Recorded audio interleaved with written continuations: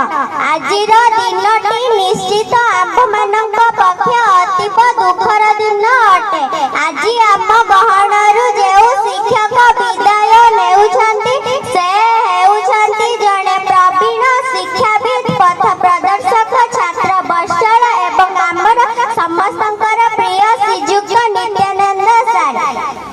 केवल आम विद्यालय पाई नुहे जणे प्रधान शिक्षक भावे एही अंचलर समस्त व्यक्तिक पाई से हेउछंती आदर्श। एही विद्यालय को आसीबा दिन ठारू से निजर अदम्य निष्ठा उद्यम बल एही विद्यालय को आगे नेइछंती।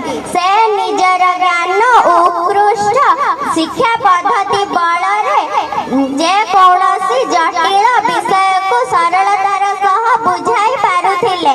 से छात्र छात्री मानंकु बहुत स्नेह करुथिले एवं मार्गदर्शन मध्य कराउथिले। जेउथि पाई से आम समस्तंकर प्रिय शिक्षक भावे समस्तंकर स्मृति रे रहिबे।